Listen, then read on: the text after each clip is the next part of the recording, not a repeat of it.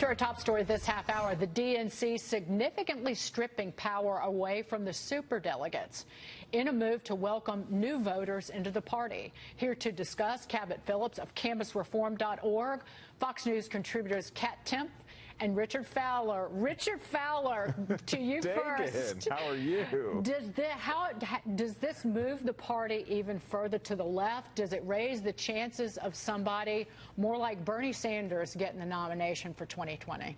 Not at all. What this move does is says that superdelegates or party elites, people who have been in the party for a very, very long time, don't have as much power as they once have. There will not be a big delegate count. How many non-voting people can you get to vote for your particular to approve to endorse your particular candidate? What's actually going to happen here is the voters, the Democratic voters in primary states all across this country and caucus states will have their say, and their say will matter more than party elites, which I think is a good thing.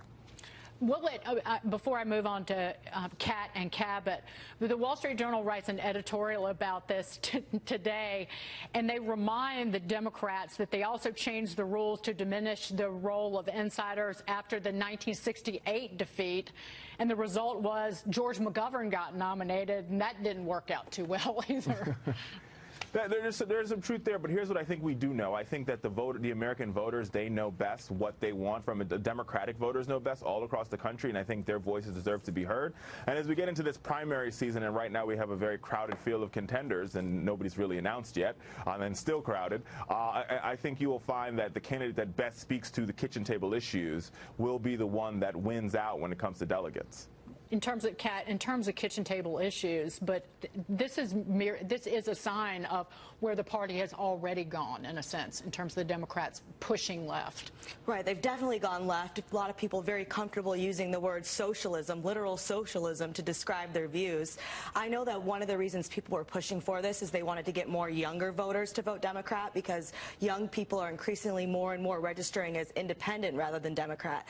As a young person myself, I got to say, this is not going to be enough to get me to vote Democrat. Still not going to do it. I'm an independent through and through, libertarian-leaning independent, because I still like to, have my individual rights and personal decisions and not be a slave to the state. So having a party that is increasingly talking about socialism is something that scares me, and I think that that scares a lot of voters. So I think if this does end up pushing them further left, it's not going to serve them well in the election. But it would send the message, Cabot, that people who did not want to back Hillary Clinton, who backed Bernie Sanders, they felt like the deck was stacked against them from the very beginning, because I think that 15% of the nominating delegates were represented by the superdelegates. Yeah, traditionally, superdelegates have been a means of the party protecting themselves from some radical person coming in like Bernie Sanders and taking the nomination. Well, it turns out that Bernie was merely a reflection of how radical some of the base had become and is becoming. And I think there's a kind of a breakdown in the Democrat Party of the newer, kind of more radical socialist wing of the party,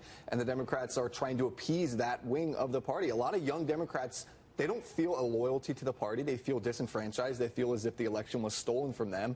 And so I think this is a PR stunt for them to try to say, hey, look, we finally care. You guys are finally deciding once again what's going to happen with the party.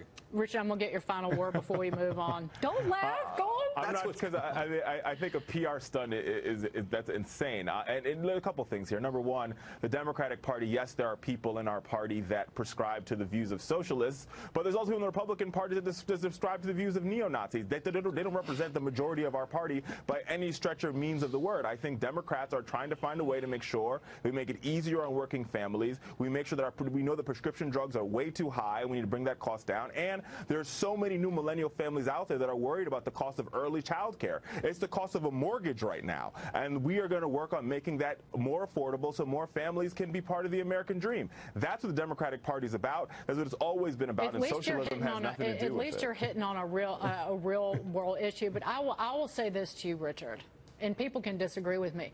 But if people in the Democratic Party and people on the left keep talking about Nazis when they refer to people who are conservative, you're never.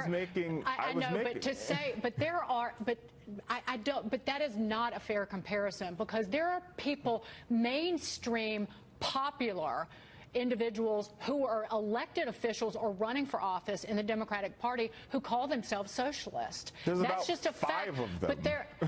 But you know who gets all the attention? Alexandria Ocasio-Cortez. She gets. Yeah, because talk about her on the news. Right. Well, I mean, but they don't represent the majority of the Democratic Party. She's young. She's a fresh face, and quite frankly, she knew something that other Democrats didn't, and that meant knocking on doors to get people out to vote for. But I think to throw Nazism in there is just insanity. I'm using the argument I'm using here is this: the ideal that this ideal that labeling all Democrats, a majority of Democrats, as socialists is just not true. There are about 5 or 6 people who are currently running for office who claim to be Democratic socialists. That is not a majority of the Democratic Party whatsoever. Well, there's the a person most running famous for Democrats, Cynthia Nixon. There's a new poll that shows that the majority of the Democrats think that the word socialism is more favorable than the word capitalism. I think it's being intellectually dishonest for you to try to act like there's not a huge portion of your party that's increasingly leaning towards more socialist policies, and to throw around the word Nazi. You're watering down the word Nazi,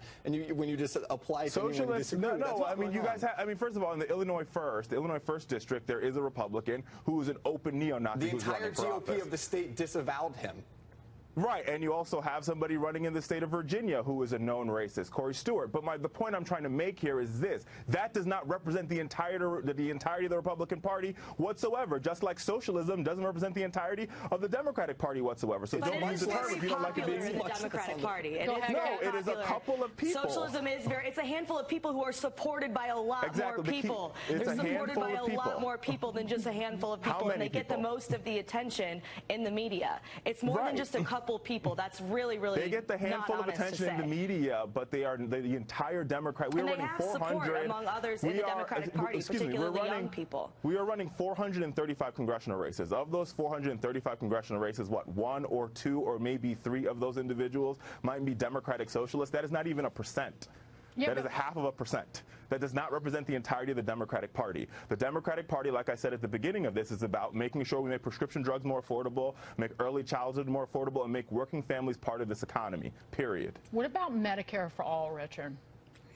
I'm not a believer in Medicare for all, but here's what I do know. Healthcare premiums are too high, prescription drugs are too high, and the government has to do something to fix it.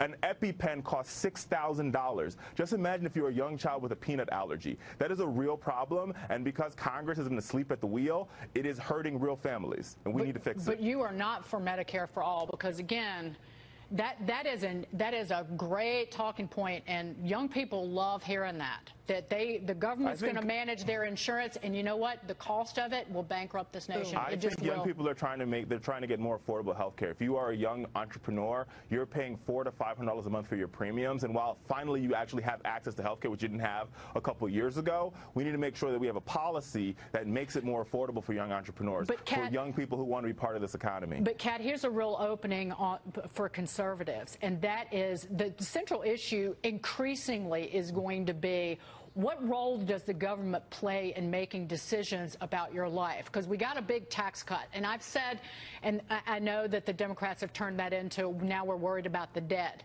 Okay. Very funny. But again, it comes down to who makes better decisions with your money and who makes better decisions about your health care. Right. We already have single payer in this country. It's called Medicare, and it's going broke. It goes broke. The hospital trust fund goes broke in 8 years. 8 years without it being fixed. Benefits get cut to about 90 cents on the dollar. So I think it does come down to, do you want to give the government more control over your health? Because ultimately, they will make decisions about who gets an EpiPen, Richard, and who doesn't. Absolutely. And I hate this idea that just because there are problems, automatically it's, oh, the government is the only people that can solve it. That doesn't mean that automatically just because there's a problem that it has to be the government's job to solve it, or that the government would do the best job at solving it. Government mucks a lot of things up when it gets involved. I agree, but so how do we get the EpiPen down from $6,000? I had a friend who their child has a peanut allergy. They cannot afford the EpiPen, and right now this company is taking advantage of the American people. More competition. There was the generic EpiPen that was that Teva's coming out with, if it's not already on the market. Cabot, I'm going to give you the final word. I think the solution is very rarely to let the government get more involved when it comes down to competition, when it comes down to Americans making decisions what's best for themselves, letting them have as many options to choose from, and letting businesses make decisions when it comes to healthcare. Same thing with education. I think the government involvement in education is the reason it's so expensive and inflated in the first place. They've been subsidizing it and driving prices up. I think the same thing generally goes for healthcare as well. Yeah, student debt just hit, what, $1.5 trillion. That was a headline over the weekend. But you know what, fellas and lady, we ran out of time. So we can talk about who's to blame for the for the $1.5 trillion in student debt on another day. It was great to see you, Cabot, Phillips, Kat Timpf, and Richard Fowler. And Richard, good to see you. My mother is a lifelong Republican and a lifelong conservative, and she loves watching you. So I wanted to say that to you. I was going to email you, but I figured, heck, I'd say it on the television. Your last email. Thank you. Here, my last email. Dagen's mother is one of my favorite Fox viewers. And she will never, ever, ever vote Democrat. Thank you. Coming up, a U-turn for Tesla. Why CEO Elon Musk is axing his plans to take the automaker private next. Plus, a shakeup for Uber. The company's reported plans to shift away from its ride-hailing service. That's straight ahead.